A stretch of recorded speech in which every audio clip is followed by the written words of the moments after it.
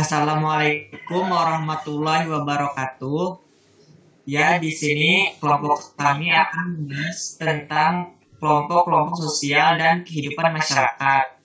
Di sini saya Fahmi Nabi sebagai tutor dan anggotanya yaitu yang pertama Wita Yustiana, kedua Anggiani Fitriani, yang ketiga adalah Berliana Octaviana Gultom, yang keempat adalah Ismail Sarita, dan yang kelima adalah Wafa Agniatul Lela.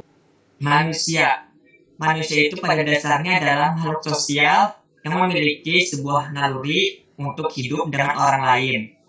Dan manusia untuk selalu hidup dengan orang lain disebut dengan gregorius, sehingga manusia itu disebut dengan animate. Jadi di dalam diri manusia itu sejak dilahirkan pasti yaitu akan sudah menjadi makhluk sosial, karena yaitu tidak bisa lepas dengan orang lain, atas bantuan orang lain, dan apa yang ia lakukan pasti akan butuh bantuan orang lain. Jadi dalam diri manusia itu sejak lahir sudah menjadi makhluk sosial, dan naluri manusia itu sendiri juga akan berkembang dari masa ke masa. Kehidupan kelompok berdasarkan pandangan modern. Nah, dalam teori kehidupan kelompok secara tradisional hanya ada dua peubah, yaitu orang dan masyarakat itu sendiri. Nah, ini didasarkan dengan asumsi dari sifat-sifat manusia dan terkait dengan struktur masyarakat. Sifat naluriah manusia tersebut bisa berupa, yang pertama adalah harga diri, yang kedua hasrat untuk patuh, yang ketiga adalah hasrat untuk meniru, yang keempat hasrat bergaul, yang kelima hasrat tolong menolong, bersimpati, yang keenam adalah hasrat berjuang, dan yang ketujuh adalah hasrat memberitahukan dan sikap untuk menerima kesan. Jadi dari kelima sifat naluriah ini pasti sudah ada sejak si manusia itu dilahirkan, dan rasa dan hasrat ini akan terus berkembang sampai ia tua.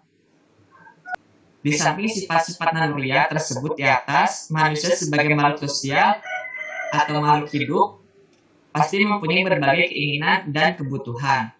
Menurut Maslow tahun 1956, ia menyebutkan bahwa setiap individu termotivasi sejak lahir untuk memuaskan kebutuhan sehingga dapat bertahan hidup.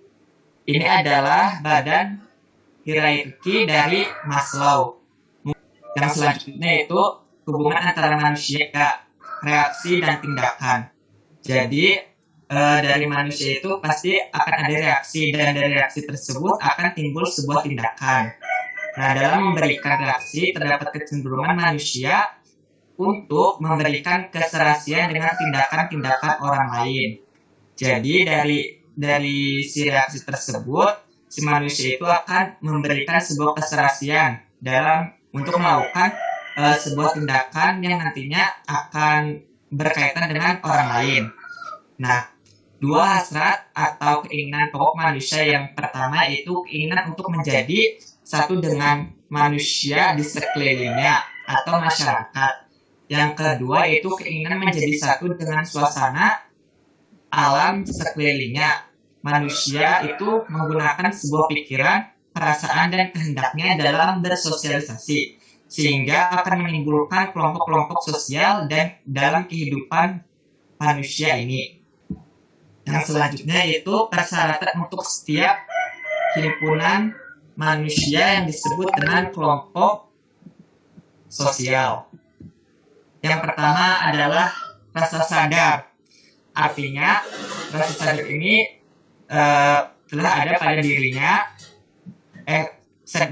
bahwa rasa sadar ini adalah bagian dari sebuah kelompok, dan dari sebuah kelompok tersebut akan adanya sebuah hubungan timbal balik antara anggota kelompok.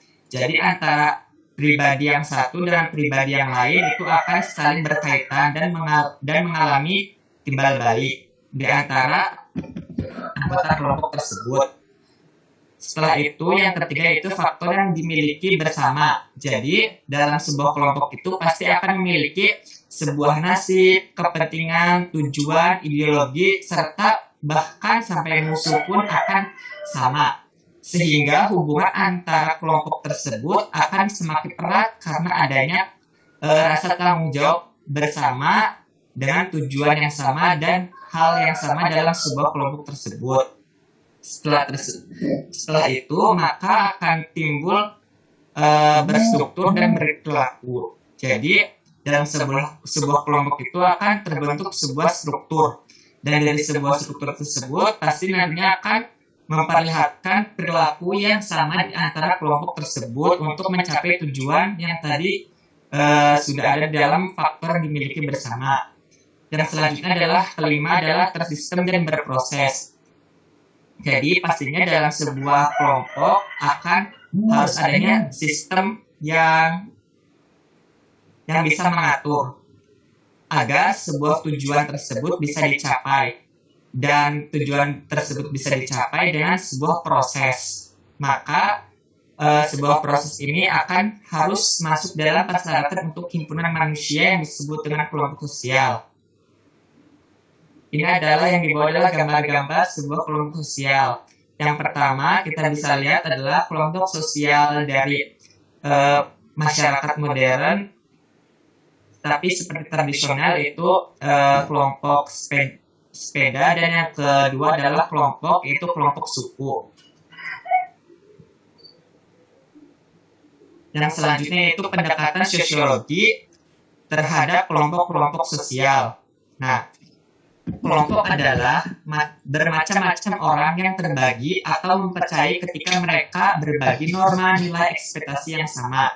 Jadi dalam sebuah kelompok tersebut pastinya seorang pribadi yang masuk dalam satu anggota kelompok dengan orang lain pasti akan memiliki sebuah norma, nilai, dan ekspektasi yang sama, tidak mungkin berbeda. Contohnya di gambar tersebut ada seseorang yang yaitu akan bergabung dengan sebuah kelompok, dan kelompok tersebut akan terbentuk sebuah unit terkecil dari masyarakat adalah individu atau grup atau kelompok yang tadi dijelaskan, serta kelompok terkecil yang selalu berubah. Jadi kelompok tersebut itu tidak selamanya itu sama, pasti akan ada namanya perkembangan, tetapi untuk tujuannya itu sama, namun nanti akan berkembang, misalnya akan semakin besar dan semakin berkembang ke depannya. Untuk yang selanjutnya kita dapat melihat bahwa di atas adalah kelompok formal dan kelompok informal. Kelompok formal itu bisa ditunjukkan dari seorang guru yang sedang mengajar atau sebuah kelompok di suatu perguruan tinggi atau di sekolah-sekolah, itu adalah sebuah kelompok sosial formal. Sedangkan jika kita di permainan atau dalam sebuah kelompok yang di luar institusi atau yang mengaturnya, itu disebut dengan kelompok non formal. Jadi kelompok sosial formal itu adalah kelompok sosial yang terbentuk secara resmi dengan mencapai tujuan tertentu. Kelompok sosial formal itu mempunyai sistem kerja yang jelas dan mempunyai program kerja yang dibangun dalam sistem hubungan kelompok formal. Nah, tadi kan sudah dicontohkan bahwa misalnya sebuah institusi sekolah atau institusi perguruan tinggi, pasti mereka itu mempunyai tujuan untuk mencerdaskan anak-anak bangsa supaya bisa memajukan bangsanya. Yang kedua adalah kelompok non formal, yaitu suatu kelompok sosial yang terbentuk karena adanya faktor seperti intensitas dan melakukan interaksi, memiliki kesamaan dan sebagainya. Tadi seperti seorang sepermainan, terus kerukunan antar umat agama, serta kelompok-kelompok lainnya yang mendasari adanya kesamaan dan interaksi serta intensitas di suatu kelompok tersebut. Untuk yang selanjutnya yaitu pertukaran pengalaman, disebut dengan sosial eksperimen. Jadi di dalam kehidupan berkelompok itu pasti mempunyai pengaruh yang besar di dalam pembentukan kepribadian orang-orang yang bersangkutan. Jadi dalam satu buah kelompok, walaupun sikap atau pribadi orang tersebut memiliki perbedaan, tetapi nantinya akan saling berkaitan atau bersangkutan antara satu dengan yang lainnya. Nah, para sosiolog akan tertarik oleh cara-cara kelompok sosial dalam mengatur sebuah tindakan-tindakan anggotanya agar tercipta sebuah tata tertib di dalam kelompok. Nah, kelompok itu sendiri merupakan tempat-tempat atau kekuatan-kekuatan sosial yang berhubungan atau yang terkait satu sama lain yang nantinya akan berkembang dan mengalami disorganisasi serta akan memegang peranan penting dan sebagainya. Di situ sudah ada gambar. Nah, gambar tersebut ada seseorang yang mempunyai naluri atau cara berpikir untuk bisa bergabung dengan sebuah kelompok. Nah, kelompok tersebut nantinya akan membentuk sebuah pola interaksi. Dalam sebuah pola interaksi itu akan tercipta sebuah cara pola pikir dan sikap. Nah, dari ketiga hal tersebut maka akan tercipta perilaku. Nah, perilaku apa yang kita dapatkan pada saat kita berkelompok? Pastinya biasanya kan kalau kita berkelompok dalam kalau kita mengikuti sebuah kelompok atau sebuah organisasi, pasti kita akan mempunyai tujuan yang sama dan pola pikir juga akan bisa terpengaruh dari kelompok tersebut. Jadi kalau misalnya ada sebuah kelompok akan terpengaruh dari kelompok tersebut, nah akan tercipta sebuah perilaku dan norma dalam sebuah kepribadian manusia itu sendiri. Yang selanjutnya yaitu kelompok dan identitas. Semua orang pastinya memiliki kelompok yang berbeda, baik itu jenis kelamin, orientasi seksual, ras, etnis, usia, kelas, kebangsaan, warna rambut. Nah, Anda dalam kelompok itu merupakan bagian dari identitas yang paling mudah terlihat, di mana kita tidak akan cocok atau berbeda dengan orang lain yang kita cocok dengan orang lain. Contohnya seperti seorang guide dan pendaki gunung. Kita tahu bahwa seorang guide pastinya tidak mungkin sama dengan seorang pendaki gunung. Nah, kalau seorang guide itu kan seorang yang mempunyai kepribadian seperti wanita, sedangkan seorang pendaki adalah umumnya seorang laki-laki yang memiliki pola berpikir yang itu tidak seperti kewanita-wanitaan, serta seorang pendaki pasti akan menyukai seorang lawan jenisnya pada umumnya. Yang kedua, mungkin sama seorang guide dan polisi tidak jauh beda dengan contoh dari seorang guide dan pendaki gunung. Untuk selanjutnya yaitu tipe-tipe kelompok. Yang pertama adalah ada berbagai jenis kelompok yang tergantung pada komposisi, permanen, fluiditas, batas, dan kriteria keanggotaan. Yang kedua ada Anda dilahirkan ke dalam beberapa kelompok atau keluarga ras. Di kelompok lain Anda mungkin akan lahir ke dalam kelompok, tapi keanggotaan juga tergantung pada aktivitas dan komitmen pribadi. Yang ketiga, banyak kelompok dibentuk untuk menyelesaikan beberapa tugas. Anggota kelompok bekerja sama sebagai sebuah tim. Nah, yang terakhir itu menurut Bruce Tuckman tahun 1965, ia mengungkapkan bahwa ada 4 tahap perkembangan kelompok, yaitu individu dengan kelompok atau orientasi, membentuk, menyerang, menentukan aturan, dan melakukan serta menangguhkan. Jadi menurut si Bruce Tuckman ini, sebuah individu nantinya akan masuk ke dalam sebuah kelompok, dan dalam sebuah kelompok itu akan membentuk sebuah tujuan yang nantinya akan membentuk sebuah pikiran atau sebuah gagasan yang nantinya untuk menyerang serta akan menentukan sebuah aturan yang akan dilakukan dan menangguhkan, atau nantinya akan supaya bisa tujuan tersebut bisa tercapai. Yang selanjutnya yaitu tipe-tipe kelompok. Yang pertama, primary group, secondary group. Yang kedua, in group dan out group. Yang ketiga, paguyuban atau Gemeinschaft dan Pantembayan atau Gesellschaft. Yang keempat, grup formal dan non formal. Yang kelima, membership group dan referensi group. Serta yang keenam adalah kelompok okupasional dan volunteer. Nah, yang pertama adalah kelompok primer dan kelompok sekunder. Kelompok primer itu memiliki ciri-ciri bahwa permanen dan saling mengenali antara anggota. Yang kedua, melekat di kepribadian dan tidak tergantikan. Yang ketiga, pelebaran individu ke dalam kelompok. Dan yang keempat adalah tujuan individu dan tujuan kelompok. Sedangkan untuk kelompok sekunder itu sendiri adalah kelompok yang besar yang terdiri banyak orang. Terus hubungannya tidak perlu berdasarkan saling mengenal secara pribadi dan sifatnya itu tidak bisa langgeng. Contohnya seperti kontrak jual beli. Nah, kelompok primer dan kelompok sekunder ini memegang peran penting dalam kehidupan masyarakat modern dan saling melengkapi antara satu dengan yang lainnya.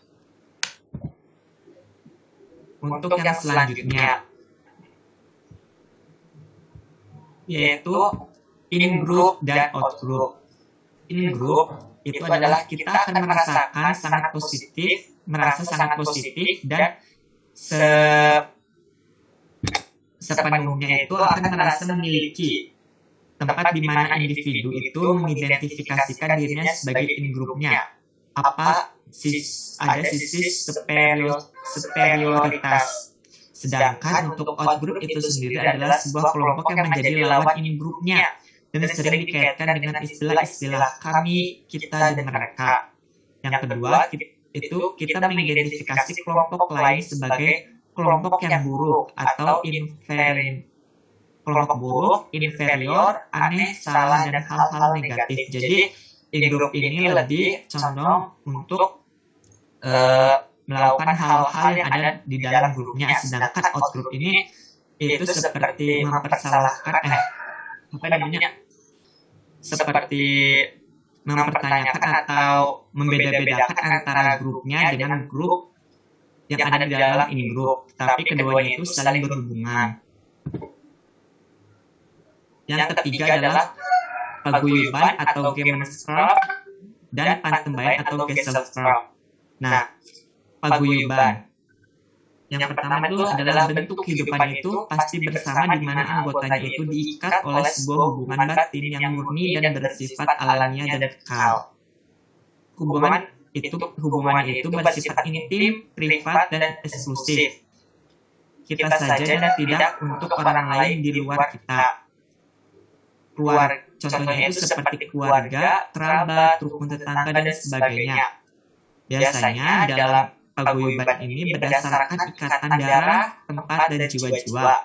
Jadi, misalkan sebuah desa, atau sebuah kampung, atau sebuah RT, itu bisa kita sebut dengan sebuah paguyuban. Sebuah ikatan darah pun bisa disebut dengan sebuah paguyuban. Dan jiwa serta pikiran, artinya jika kita memiliki jiwa dan pikiran yang sama dalam sebuah wilayah, hal tersebut juga bisa disebut dengan sebuah paguyuban atau Gemeinschaft. Yang kedua yaitu Pantembayan atau Gesellschaft.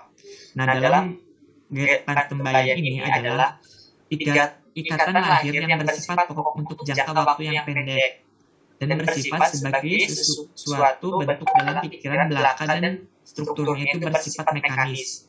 Hubungan perjanjian yang berdasarkan ikatan timbal balik, contohnya seperti antara pedagang, organisasi dalam industri dan sebagainya. Jadi dalam sebuah paguyuban ini itu memiliki ikatan itu hanya sebentar saja atau dalam jangka waktu yang pendek, kan seperti ikatan antara pedagang. Mungkin pada bulan Januari kita misalnya si A itu mempunyai hubungan atau ikatan dengan si pedagang si B pada bulan Januari. Mungkin bisa jadi pada bulan Februari kedua antara pedagang ini tidak akan memiliki saling keterkaitan atau saling bekerja sama lagi. Bahkan mungkin si A itu akan berganti alih ke si C. Mungkin seperti itu. Yang selanjutnya yaitu grup formal dan grup non formal. Tadi sudah dijelaskan kalau misalnya grup formal kan grup yang itu mempunyai tujuan yang sudah tepat, sedangkan grup non formal itu lebih ke akan berubah-ubah. Nah, grup formal itu kelompok yang mempunyai peraturan yang tegas dan sengaja diciptakan oleh anggotanya untuk mengatur hubungan antara sesama. Terus seperti jika di bawah itu ada seorang bos dengan pegawai-pegawainya, itu grup formal, dan grup non formal itu tidak mempunyai struktur dan organisasi tertentu yang pasti. Biasanya terbentuk karena pertemanan yang berulang kali dan didasari oleh kepentingan dan pengalaman yang sama. Biasanya grup non formal itu termasuk sebagai sebuah komuniti atau sebuah komunitas, seperti tadi sebuah komunitas sepeda motor, mungkin komunitas sepeda, komunitas dan komunitas lainnya. Yang selanjutnya yaitu membership group dan referensi group. Membership group itu adalah sebuah kelompok di mana setiap orang itu secara fisik menjadi anggota kelompok tertentu. Nah, batas-batas untuk menentukan anggota seorang pada suatu kelompok secara fisik tidak dapat dilakukan secara mutlak karena perubahan keadaan, situasi yang tidak tetap akan mempengaruhi derajat dari interaksi di dalam kelompok, sehingga ada kalanya seorang anggota tidak sering berkumpul dengan kelompok tersebut walaupun secara resmi dia belum keluar dari kelompok yang bersangkutan. Sedangkan jika referensi grup adalah sebuah kelompok sosial yang menjadi acuan bagi seseorang, tapi bukan anggota kelompok tersebut, nah untuk membentuk pribadi dan perilakunya.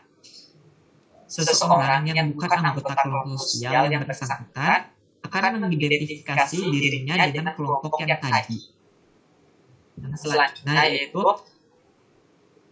kelompok okupasional dan volunteer. Kelompok okupasional itu sebuah kelompok yang timbul karena anggotanya itu memiliki pekerjaan yang sejenis. Contohnya seperti kelompok profesi atau ikatan Indonesia, ikatan guru Indonesia, dan lain sebagainya. Yang kedua adalah volunteer, adalah kelompok yang memiliki kepentingan yang sama, pangan, papan, kasih sayang, dan sebagainya. Namun, hal tersebut tidak mendapatkan perhatian masyarakat. Tujuannya dapat memenuhi kepentingan anggota secara individual tanpa menggaung kepentingan masyarakat secara umum. Jadi, sebuah volunteer ini mungkin teman-teman juga sudah tahu dari volunteer ini. Yang selanjutnya adalah kelompok sosial yang tidak teratur. Yang pertama adalah kerumunan. Nah, kerumunan adalah seorang yang kehadiran orang secara fisik dan tertuju pada satu pusat perhatian. Artinya dari kerumunan ini misalnya seseorang artis yang pergi ke suatu wilayah, bisa jadi saat tersebut akan membentuk sebuah kerumunan karena artis tersebut adalah seorang yang terkenal, dan pastinya sebuah masyarakat itu akan tertuju padanya, biasanya untuk meminta foto dan lain sebagainya. Kedua, batas kerumunan adalah melihat dan selama telinga dapat mendengarnya. Ya tadi, jadi bisa juga dalam sebuah kerumunan itu bisa rukun tetangga atau berdiskusi antar tetangga, misalnya arisan juga bisa jadi, itu juga disebut dengan sebuah kerumunan. Yang selanjutnya itu merupakan suatu kelompok sosial yang sifatnya sementara, tidak terorganisasi, interaksinya bersifat spontan, tidak terduga, serta orang-orang yang hadir itu berkumpul mempunyai kedudukan sosial yang sama. Yang kedua adalah publik, kelompok yang bukan merupakan kesatuan. Kedua, interaksinya terjadi secara tidak langsung melalui alat-alat komunikasi. Yang ketiga adalah pengumpulan publik dengan menggandeng nilai-nilai sosial dan tradisi masyarakat yang bersangkutan. Mungkin seperti itu. Sekian dari saya, kurang lebihnya mohon maaf. Wassalamualaikum warahmatullahi wabarakatuh. Terima kasih. Mungkin dari teman-teman ada yang ingin bertanya atau menanggapi, mungkin ada salah kata dari saya. Mungkin bisa menyalakan mikrofonnya. Izin masuk nih. Ya. Tadi kan kalau dengar penjelasan dari Pak gitu dan gambar-gambar yang ada gitu kan. Kalau jadi faktor pembentuk adanya kelompok sosial itu kan tadi itu kayak kepentingan adanya kepentingan yang sama gitu kan, sama tujuan-tujuan yang sama. Nah, kalau ya selain itu gitu, kalau faktor pembentuknya selain kepentingan dan tujuan yang sama itu apalagi gitu faktor pembentuk kelompok sosial. Makasih. Baik, terima kasih atas pertanyaannya. Mungkin yang lain juga ada yang bertanya. Saya akan tanya terlebih dahulu. Izin bertanya, Mas. Ya. Kan tadi dijelaskan mengenai hubungan manusia, reaksi dan tindakan. Apakah setiap reaksi yang dilakukan manusia dapat dikatakan menghasilkan sebuah tindakan? Terima kasih. Baik. Izin menambahkan materi yang tadi disampaikan oleh Mami. Baik, silakan Pak. Ya, jadi tadi pandangan tentang hubungan, aku hanya yang yang kayak gitu. Nah, tadi menambahkan dari paguyuban itu ada juga kayak misalnya paguyuban itu kayak ikatan mahasiswa Cirebon di usia yang kayak gitu, itu juga termasuk paguyuban. Kan itu mempunyai ikatan itu juga terus kayak teman-teman tersebut juga ikatan 1 tahun itu juga termasuk paguyuban. Terus kalau kata bayang itu yang memiliki tujuan yang sama cuman tidak memiliki hubungan darah, kayak apa namanya tuh kayak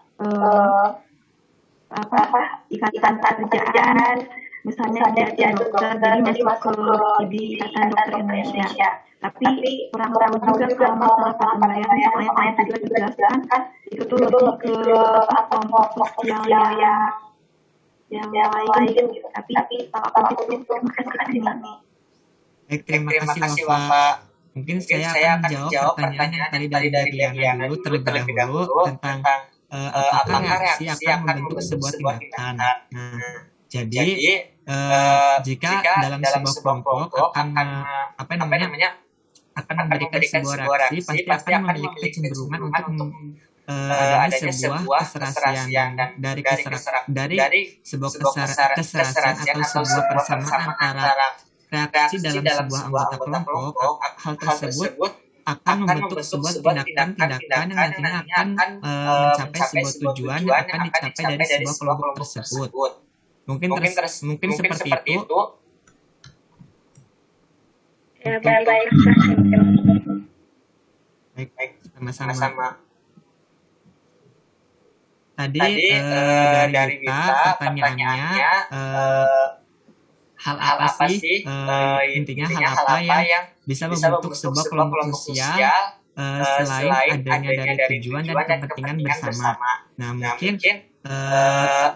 ada faktor lain seperti faktor nasib dan ideologi serta musuh. Jadi pasti dalam sebuah kelompok sosial akan adanya sebuah nasib akan ada sebuah nasib bersama. Jadi misalnya dalam sebuah kelompok organisasi. Nah, dalam sebuah kelompok organisasi misalnya himpunan mahasiswa. Pasti misalnya jika ada satu kesalahan yang dilakukan oleh satu orang, pasti semuanya itu akan mendapatkan nasib yang sama. Terus yang kedua itu dari ideologi atau dari ideologinya pasti dalam satu buah kelompok pasti akan memiliki sebuah faktor yang dimiliki sebuah kelompok faktor yang membentuk sebuah kelompok dari selain dari tujuan dan dari faktor kepentingan bersama. Kan tadi saya sudah menyebutkan dari faktor nasib dan ideologi. Pasti dalam sebuah kelompok sosial juga akan mempunyai musuh. Nah, musuh tersebut pasti akan pasti kelompok tersebut seluruh individunya itu memiliki kepentingan bersama dalam melawan musuh tersebut. Jadi dari sebuah faktor kelompok bersama ini akan membentuk sebuah nasib, kepentingan, tujuan, dan ideologi serta bahkan sampai musuh itu pun akan dilakukan secara bersama dalam sebuah kelompok. Jadi nantinya hal tersebut akan membentuk sebuah hubungan antara kelompok yang akan bertambah erat dari masa ke masa dan semakin berkembang ke depannya. Mungkin seperti itu, Wita. Siap, makasih. Ya, mungkin saya cukupkan sampai sekarang. Kurang lebihnya mohon maaf jika saya ada kesalahan. Wassalamualaikum warahmatullahi wabarakatuh. Waalaikumsalam warahmatullahi wabarakatuh.